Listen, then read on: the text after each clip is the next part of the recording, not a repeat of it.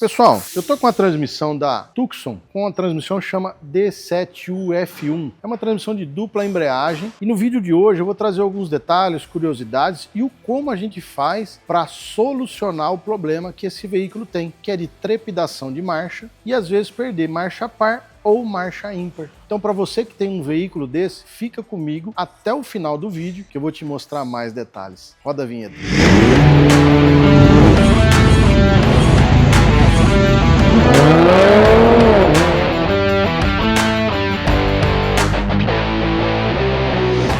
Então tá aqui, ó, caixa de marcha, embreagem, né? Tem muita gente que sabe, tem muita gente que não. Mas esse carro aqui utiliza uma caixa de transmissão, câmbio automatizado. Só que um câmbio automatizado de dupla embreagem. Embreagem seca, que nem essa que está aqui na minha mão. Seca e dupla. Por que dupla? Porque ela utiliza 2 discos de embreagem e um platô, tudo junto aqui, ó. Então é uma peça só. Nos carros antigos a gente tinha um platô e uma embreagem, né? Aqui a gente tem um câmbio com embreagem dupla e eu vou falar um pouquinho mais no geral para você entender um pouquinho mais. Por que que muitas das vezes você vai sair com o carro, ele trepida, ou ele perdeu marcha ímpar, ou ele perdeu marcha par, e vamos falar um pouco mais também sobre o fluido, que é muito importante nessa transmissão. Então aqui a gente tem a caixa de marcha, uma caixa de marcha comum de engrenagens, porém que leva o fluido com a sua nomenclatura correta e que utiliza a quantidade certa do fluido, que são 2,5 litros de fluido, e tem que seguir a norma técnica, tá? Esse é o primeiro detalhe. Sempre quando eu falo em norma técnica, eu gosto de frisar que a norma técnica precisa ser avaliada inteira.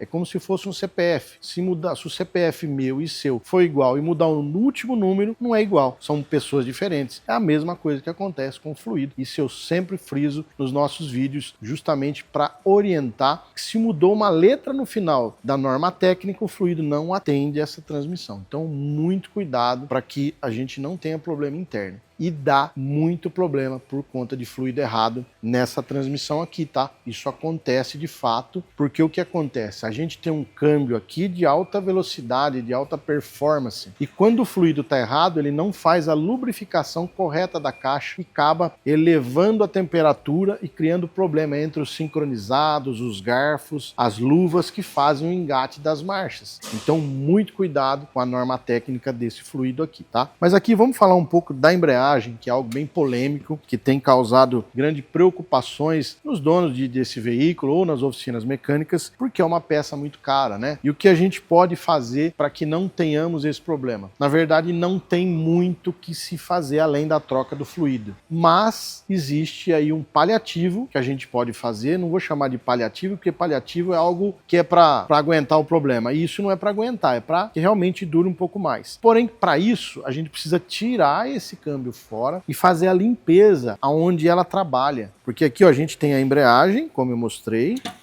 e aqui a gente tem os rolamentos que fazem a atuação do platô, né? Trabalham um interno no outro aqui. E por conta da sujeira que gera toda a embreagem, gera muito esse pó, acaba danificando os rolamentos. Isso é o maior problema que acontece nessa transmissão. Ele danifica esses rolamentos por causa de toda essa sujeira, até que ele estrague de uma vez por todas, chega a derreter. Aqui chega um plástico, né? Chega a derreter esse plástico aqui, por falta de lubrificação, né? Do rolamento e sujeira. Então o que a gente pode fazer é a cada 50, 60 mil quilômetros, remover a transmissão fora e fazer toda essa limpeza. Aí sim a gente vai ter uma durabilidade maior da embreagem. Essa embreagem, ela é vendida separadamente, né? Esse conjunto aqui, o rolamento, e a gente tem o garfo, que o garfo faz a atuação aqui dos 2 rolamentos que a gente tem, que é esse que eu acabei de mostrar, através do atuador de embreagem, que é esse carinha que está na minha mão aqui, ó, tá? Esse atuador de embreagem é um atuador eletrônico, né? Ele faz a atuação por esses 2 motores elétricos, ele aciona esse garfo aqui, ó, que eu vou até encaixar aqui, ó, para vocês verem direitinho. E eu não sei se dá para pegar direitinho no vídeo aí, ó, a altura que tá cada garfo, pode ver que tá diferente.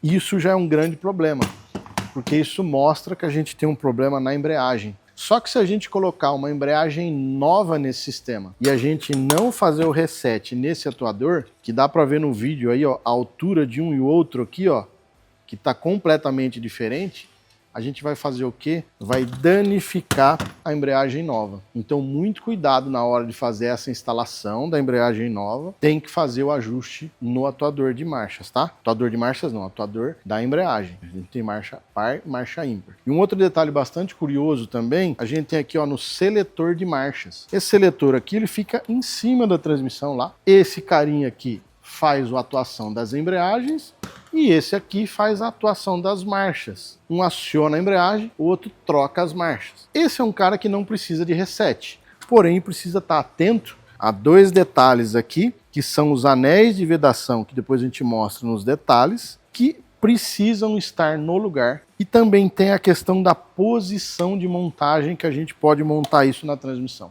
Se a gente montar isso com a posição invertida, vai acusar que ele tem defeito. E muitas vezes ele não tem defeito. Muitas vezes a posição somente está errada. O que a gente deve fazer também na substituição do kit de embreagem é a desmontagem dele, a lubrificação das engrenagens que tem aqui atrás dos dois motores elétricos que a gente tem aqui. Isso é de extrema importância também, né? Lembrando que a lubrificação desses itens pode realmente trazer um benefício e se a gente não fizer, vai gerar um malefício, tá?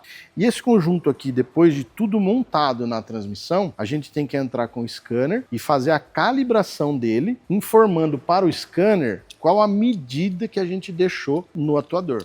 Quando a gente tem uma embreagem nova dessa aqui, a gente tem uma medida padrão a ser colocada. Mas muitas vezes acontece nas oficinas mecânicas, que a gente atende bastante oficina mecânica com a transmissão, a pessoa às vezes compra a embreagem, instala no carro, faz o reset dele, entra com o scanner, mas não faz a programação. E o porquê que isso acontece? Porque muitas vezes substituiu a embreagem, fez o reset correto do atuador, mas não substituiu o garfo e os dois rolamentos. Se a gente tem um garfo que tem um desgaste onde ele faz o acionamento aqui no rolamento, esse desgaste diminuiu, né, a espessura do garfo. Então eu vou dizer lá para o scanner, a hora que eu tenho que apresentar o atuador, que eu tenho a medida X, que é a correta quando coloca uma nova. E ele vai lá e faz essa leitura e ele fala que essa medida não existe, está divergente da que eu estou falando. O que acontece? Ele não programa o carro. Ou você faz a programação e dá erro e você sai com o carro e ele sai dando soco no carro, ou ele sai trepidando, ou ele nem sai. Então isso tudo por conta que o conjunto inteiro está fora da normalidade para ele poder funcionar. Então é muito importante que você leve a uma oficina especializada. Nós aqui na ML somos especialistas em transmissão automatizada e de dupla embreagem. Estamos prontos para atender o seu veículo e com todo o material técnico e todas as peças também em nosso estoque. Então para você que precisa de um reparo nessa transmissão ou em outra transmissão também, vem para a ML. Pensou automatizado, pensou ML, vem para cá.